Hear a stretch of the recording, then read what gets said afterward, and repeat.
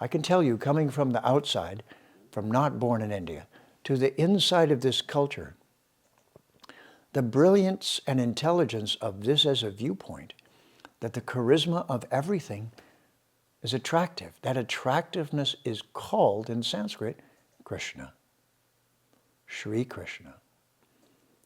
And really, the saddest thing that you could be told is, I'm sorry, you only get a temporary glimpse at the beauty here in the realm of matter, and after that you'll never see it again. That would be the worst news you could tell anyone. The best news you could tell them is, you're going to go to some beautiful place that is permanently beautiful. Okay, what do I have to do that?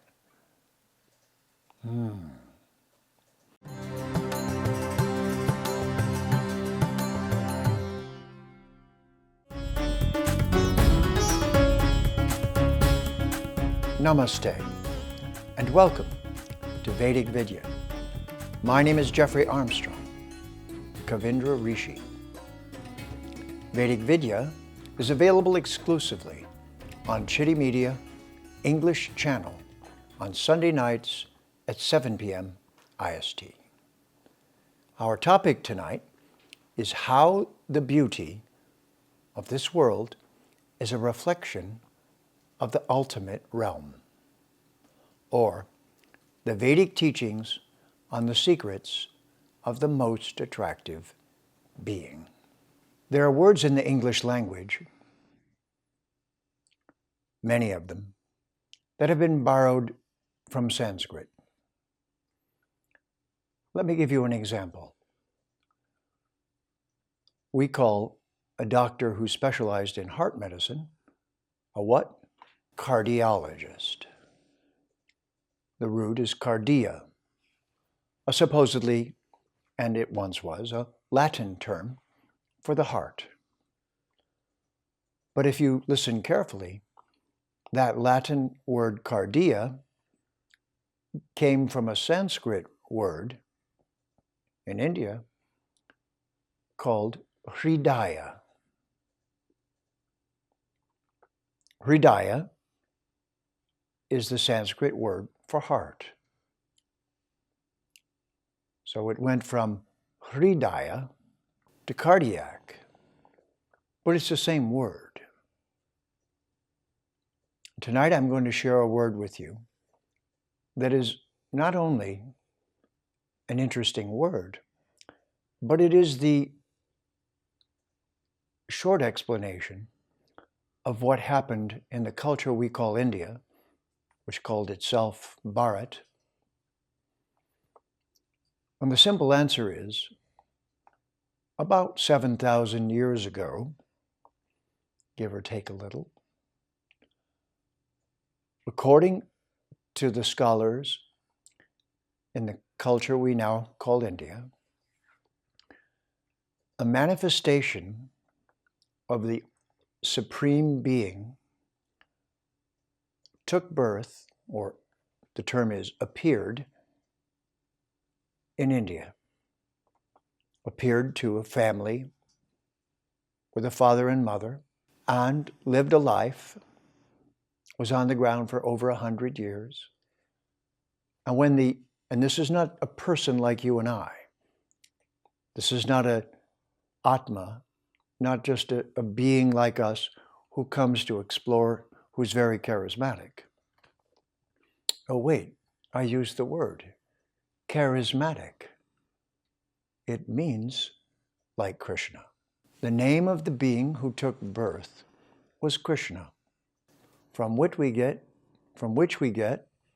charismatic, and Christ, and Christos, and Christmas.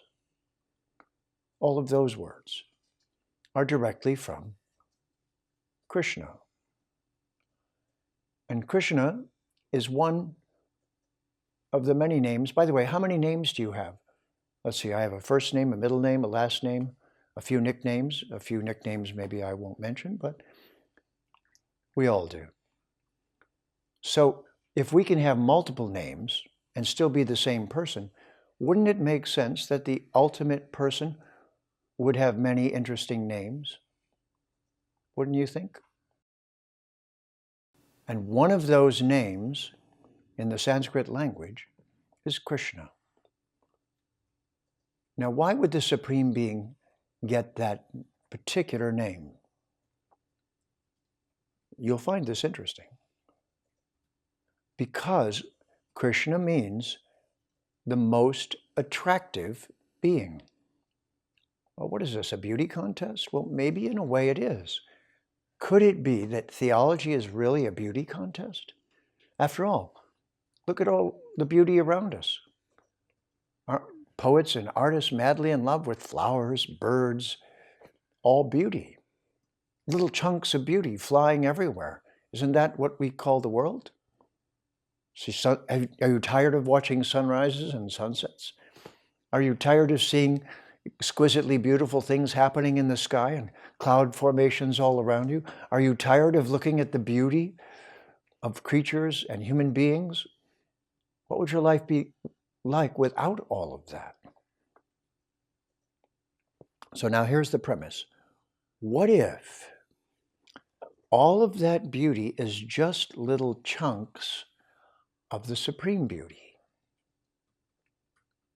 What if each one is just a little reflection or a little piece of that beauty, flying around as a bird, swimming in the water as a fish, on stage acting in an amazing way as a human?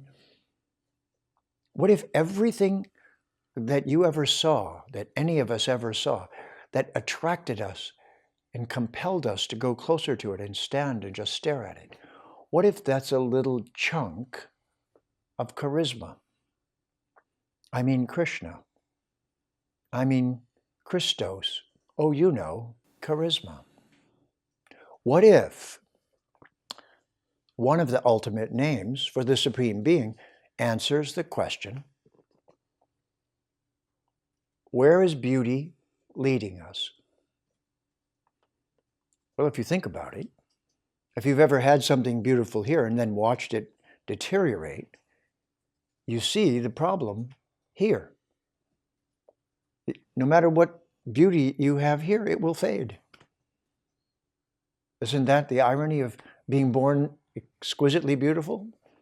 You get old and you're no longer beautiful. So you get to wear it for a little while. It's almost like makeup or some great costume that someone made. But if you really think about it, the question is, would you like to go to the place where all the beauty is coming from? Yes or no? I mean, even now, if I said to you, would you like to go on a free vacation that goes for 3 months to all the most beautiful places in the world? If you're healthy, you'd say yes.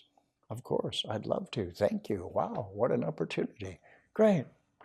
So what if yoga, what if religion, what if all of the people sort of pointing like that are, without being able to describe it quite as clearly, saying, I want to go. Isn't there a song? I want to go where love is.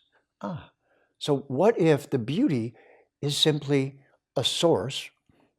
What if there's a source of the beauty? Makes sense, doesn't it? And then it's here like an artist. Perhaps this is the canvas of the greatest artist. Perhaps the beauty that we're so addicted to and attracted to here is leading us to wake up and ask, why don't I get to keep the beauty all the time? But isn't that the natural question? I got the beauty, but now why can't I keep it? That's frustrating.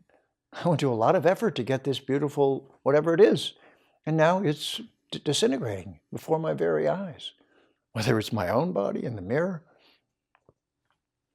that friend who's a friend when you're young and not so much of a friend when, at a certain stage. Because there's not so much beauty there as you remember. And you go, who's that in the mirror? That's not, oh, yeah, look, same eyes. Can I see your ID? Do you get it? It's beauty that we're pursuing. So please don't make this a complicated subject. This is the name of the Supreme Being in India. The baseline name is Krishna, and the secondary name, which is the same but just uses different Sanskrit, is Bhagavan. Bhagavan means to possess, which is where, by the way, you got that automobile that's a van that you can put a lot of your possessions in. That's from the Sanskrit Bhagavan, one who possesses. Possesses what? Bhagas. What are the bhagas? Well, there are 6 of them, actually, in the Sanskrit. This word bhaga means beauty, wealth, strength, fame, knowledge, and generosity, easy to share. Those 6 are called the bhagas. And Bhagavan is the supreme being, the ultimate source of everything, the ultimate source of those bhagas. Or another way to say it is, if you found a person who is so beautiful, so knowledgeable, so famous, so wealthy, so strong, so honorable, so generous, that there was no rival anywhere on the planet, wouldn't that be extraordinary? Who knows? Maybe we should have a new contest. Instead of Mr. or Miss America or Universe, we should have a Mr. or Miss Bhagavan. That person who has the most of these 6 qualities. That'd be interesting. And what do we do when somebody has those qualities? Well, we make them famous. Oh, but that's one of the qualities. Oh, we give them money. Oh, but that's one of the qualities. Wealth. And then what do? We make them, well, famous. Huh, how interesting. So we make them more like Bhagavan. If they have a little bit, it keeps expanding and expanding and expanding. I want you to understand this so that you get it, that these Sanskrit words, Bhagavan and Krishna, and by the way, Sri Bhagavan and Sri Krishna, the Sri means the feminine divine. Think of Romeo and Juliet without Romeo, or without Juliet. It's not Romeo and Juliet. What makes the story beautiful is this beauty potential and attraction between Romeo and Juliet, isn't it? So, where does the beauty of male and female come from? And yet there's only a male source? Do you think so? Or do you think that everything that you're seeing here is reflected from somewhere? And wouldn't you like to go there? That's the question. You see, it's not supposed to be presented as a, you'll go to hell if you don't do this. It's supposed to be given as an opportunity. It's much more attractive. There's an old saying amongst those who sell, a reluctance to sell creates a willingness to buy. Don't you know that that beauty sells itself in everything that you see it in? It's what we all want. It's what we all have in common. And that's why people steal things from other people, because they want the beauty for a while.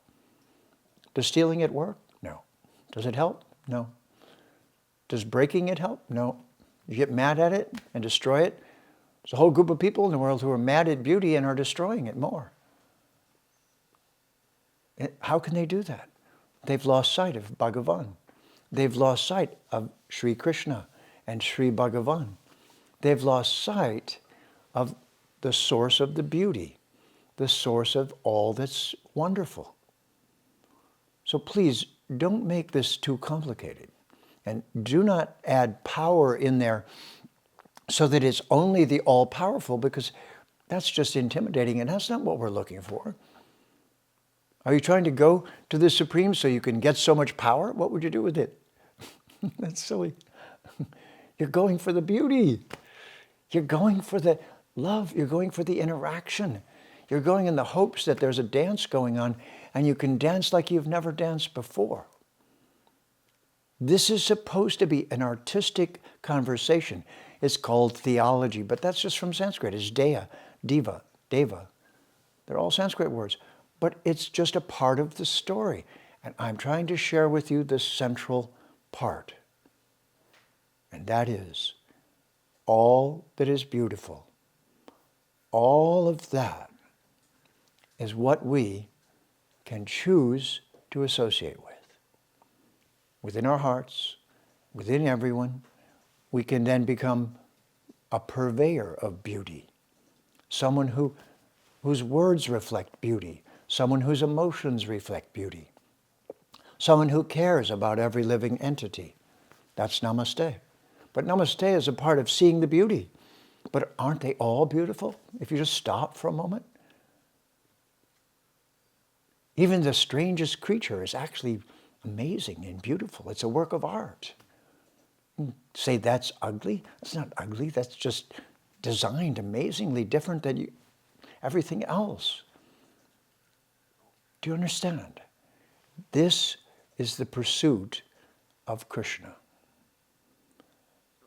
And don't let enthusiastic followers of Krishna confuse you and make you think that this is in any way sectarian. This is universal knowledge for everybody. And ask them and they'll tell you that. They'll say that. They'll say, no, Krishna is for everyone. Beauty's for everyone. Charisma's for everyone. You know? And if you honor Christmas, if somebody came to your door hungry on Christmas Eve, would you let them in and give them some dinner? I hope so, if you're in the right spirit. So what if that's the spirit? We all know this in little bits and pieces, but it's not been assembled together.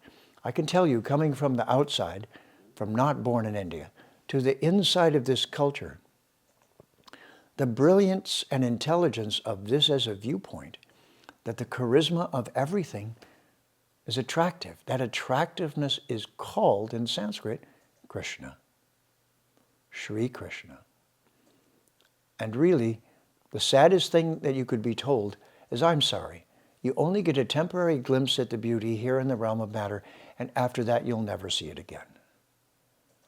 That would be the worst news you could tell anyone. The best news you could tell them is, you're going to go to some beautiful place that is permanently beautiful. Okay. What do I have to do that? Well, what if you just need to develop a loving friendship with Krishna? What if Krishna wants nothing more than that anyway? What does the person who has everything want? Do they want to send you to hell? No, I don't think so. And if you're an immortal being, you can't go anywhere forever except immortality. So don't worry about that. But worry about behaving in such a way that you're the personification of beauty. And here is the last part of the message. If you really understand this message, you'll try to personify it. In everything that you do, you'll take that extra bit of effort to make everything more beautiful. Everything will reach out to people in a friendly way. This entire process of yoga, and this is yoga, this is called Bhakti yoga. Why? Because Bhakti means to be of service. What if you knew someone who was just like what I'm talking about? They had all the beauty and they didn't keep it for themselves, and they shared it with everyone. And if you didn't have a job, what would you do? You'd go to them and say, I'm sorry, I may be not particularly qualified, but I was hoping I could get a job with you serving beauty. Because then I'll at least get to be here where all the beauty is. And that's enough, thank you. I mean, honestly, you don't even have to pay me. As long as I get to go where love is, where beauty is, where truth is, where kindness is, where all of those qualities reside. And you don't have to wait. That's the secret. You simply say, Hari Haraya Namaha, Krishna Yadavaya Namaha. You let the song of your longing for that beauty come out from your heart, through your voice, in your ears, to your cells. And in this way, you will finally understand Christmas, charisma, and Krishna, all sparks of the beauty of the Supreme that everyone in their heart of hearts is hungry for. Vedic Vidya means shining the light of truth. Tune into Vedic Vidya on the Chitty Media English channel Sunday nights at 7 p.m. IST. My name is Kavindra Rishi, Jeffrey Armstrong. See you next time, and have a Namaste.